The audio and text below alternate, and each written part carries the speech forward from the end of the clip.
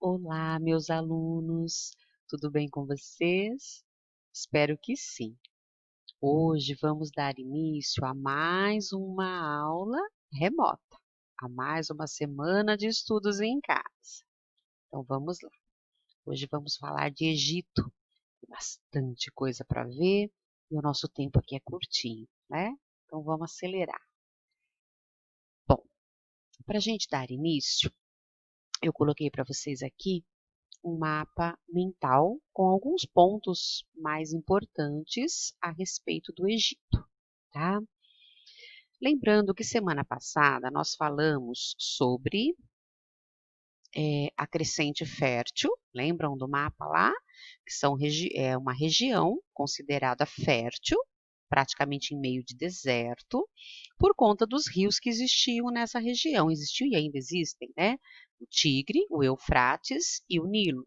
São rios que sofrem processos de enchente e alagando, né, toda aquela região ao redor, eles traziam uma fertilidade, né, o humus, que é uma substância que provocava ali uma adubação natural da terra, e as pessoas que foram se concentrando nessa região puderam produzir seus alimentos, né, praticar a agricultura, por conta desses rios que tinham esses processos de enchentes.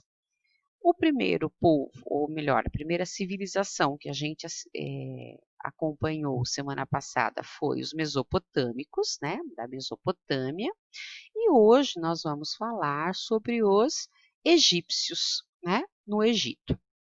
O Egito se formou no continente africano, né? E também por conta do Rio Nilo. Olha, ele aparece aqui já como um ponto muito importante, o Rio Nilo. Já dizia o historiador Heródoto que o Egito era uma dádiva do Rio Nilo, um presente do Rio Nilo. Por quê? O Egito seria um presente do Rio Nilo. Olha, eu tenho um mapa aqui que traz para vocês um pouco dessa dádiva, né? Olha, no meio do deserto, né? Deserto do Saara. Então, a gente tem aqui deserto dos dois lados do Rio Nilo, e aqui mostra, né, o Rio Nilo e toda o espaço aonde eles conseguiam fazer a agricultura, né? Que é a região onde essas regiões eram inundadas com as águas das enchentes do Rio Nilo, fecundadas, assim, se tornavam fecundas por conta do humus que vinha com as águas do rio e, consequentemente, propícias para a agricultura, né? Então, a base econômica dessa civilização foi a agricultura e criação de animais, porque eles puderam fazer isso, porque a região propiciou isso a eles, né?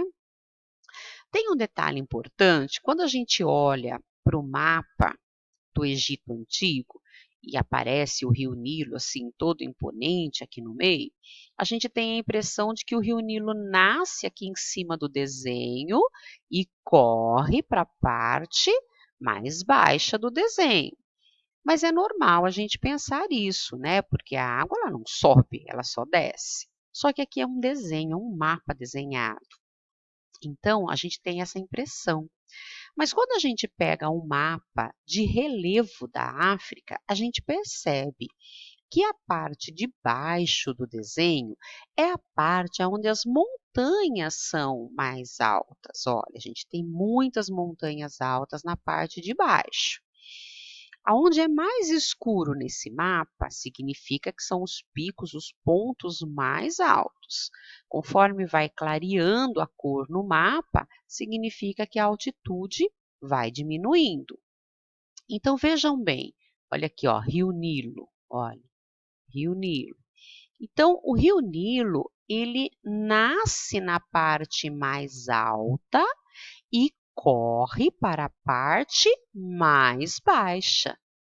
Então, a gente tem a nossa ideia tem que ser diferente. Ele não nasce na parte de cima do desenho. do mapa. Ele nasce na parte de baixo do mapa, mas que a gente pensando no território, lá no chão, é a parte mais alta. Tá? Então, ele nasce nas montanhas e corre para o mar Mediterrâneo, que é onde ele deságua as suas águas, né? Uma outra coisa interessante que tem aqui nesse outro desenho, olha, onde ele deságua as suas águas, o rio Nilo se abre em outros rios menores. Então, essa abertura em rios menores para desaguar as suas águas é chamado de delta do rio Nilo.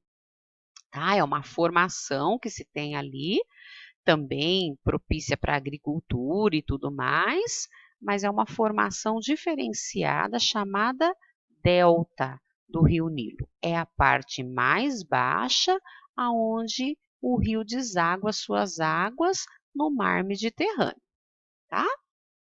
Bom, vamos voltar lá para o nosso mapa mental. Bom, no nosso mapa mental, então a gente já falou, olha, que o rio Nilo é muito importante, ele é uma dádiva, o Egito é uma dádiva do rio Nilo. Vimos que a agricultura e a criação de gado é a base da economia, né? E na política? O que a gente tem na política lá? Na política nós temos um faraó governando, tá? O governante era chamado faraó. O poder dele era centralizado. O que quer dizer isso? Ele mandava em tudo. Isso é chamado também, essa forma de governo que eles tinham, de política que eles tinham lá, é chamado de Estado teocrático. Como assim? Olhe, o faraó, ele era visto como um deus, né? Teocrático, um deus. E se a gente olhar aqui na pirâmide social, nós vamos ver que quem está no topo da pirâmide, lá no alto, com mais poder, sozinho praticamente, né? É o faraó. Então ele tinha um poder muito grande. Ele era dono de tudo no Egito. Ele mandava em tudo, tá? Abaixo do faraó, os sacerdotes. E aí a gente percebe o quanto a religião para eles era importante. Tanto é que a gente tem aqui, ó, na religiosidade, eles eram politeístas, acreditavam em vários deuses. E aí a gente tem o faraó visto, né, sendo visto como um deus, né? Então, acima de todas as pessoas, o faraó, tá?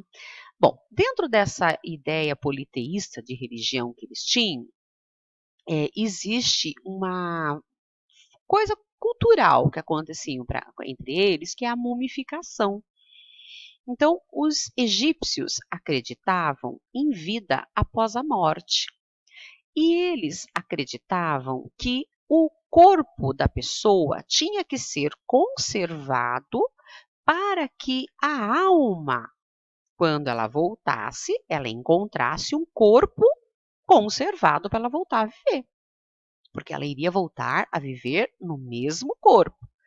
Então, eles mumificavam o corpo das pessoas. E aqui eu trouxe para vocês uma múmia, gente. Olha que fantástico isso, né? É uma múmia toda enroladinha, preservada, essa está bem preservada, né? Porque às vezes, dependendo da forma que eles faziam, não conservava muito, né? E o corpo era já mumificado, era colocado dentro de um caixão que é chamado de sarcófago, tá? Então ele também era todo decorado, haviam múmias que levavam também uma máscara mortuária. Essa aqui não tem nenhuma aqui em cima da cabeça, né? Mas às vezes eles colocavam em algumas múmias a máscara mortuária. Tem uma outra imagem aqui, olha, essa aqui é a múmia do Ramsés II. É uma das múmias mais conservadas que a gente tem, gente. Olha que fantástico isso, né? O corpo se desidratou tanto que a pele grudou no osso e preservou. E realmente ela está intacta. Olha, a gente vê até os cabelos, né? Na cabeça dele, olha, a gente consegue ver. É uma das múmias mais conservadinhas que a gente tem. Ramsés II foi um faraó do Egito. Bom, vamos continuar lá no nosso mapa mental. Então, aqui a gente falamos já do faraó, falamos da religião, que mais aqui? Da economia. A escrita. Vamos lá, então. Olha, a escrita também foi muito importante no Egito. Nós tínhamos lá a escrita chamada de hieróglifo ou hieroglifo. É uma escrita, uma das primeiras também. Nós falamos semana passada da escrita cuneiforme, que é a escrita dos mesopotâmicos, né, que surgiu na Mesopotâmia. E entre os egípcios surgiu os hieroglifos, que são também desenhos, e o conjunto de desenhos, de sinais, tinham um sentido, um significado, né? Então a escrita, ela era uma coisa muito difícil de se fazer, a escrita egípcia. Então, se vocês forem ver lá no mapa mental, vocês vão perceber que os escribas, que é quem sabia fazer a difícil escrita egípcia, ele está no alto também, olha, uma posição importante dentro da pirâmide social. Né? Abaixo dele, ó, os soldados, artesãos, camponeses e escravos. Mas os escribas também eram considerados importantes dentro da sociedade egípcia, porque eles dominavam a difícil escrita egípcia. Bom, aí nós temos também na cultura a questão das pirâmides. As pirâmides, elas foram construídas por alguns faraós, ordenaram a sua construção e elas serviam como tumbas dos faraós. Então vejam bem, lá no Egito, na Mesopotâmia, nós vimos que aquelas pirâmides, os zigurates, eram construídos como templos religiosos. Qual a diferença com o Egito? As pirâmides, elas eram túmulos dos faraós. Então, aqueles sarcófagos bonitos dos faraós eram colocados dentro das pirâmides, né? Então, elas eram tumbas e não templos religiosos, né? Então, é bem interessante a cultura egípcia, né? Bom, o que vocês terão que fazer de atividade aqui para mim?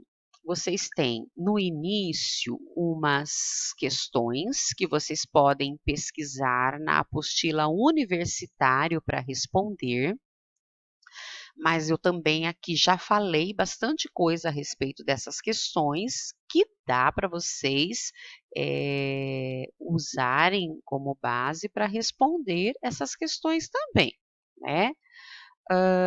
E abaixo do quadro mental, vocês têm uma pesquisa para vocês fazerem, que é a respeito da mumificação.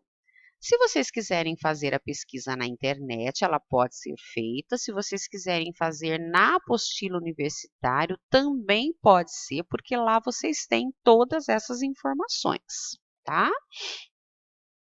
Bom, então, espero que vocês aproveitem essa semana de estudo. Não deixem de fazer as atividades, não deixem de preencher as suas apostilas, porque é esse material que nós estamos usando para avaliá-los para o bimestre. Então, não entreguem a apostila sem fazer. Nós temos os grupos de WhatsApp, que se vocês tiverem dúvida, pode pedir para o professor responsável do grupo entrar em contato comigo, tá bem?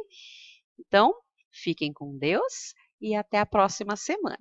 Até mais!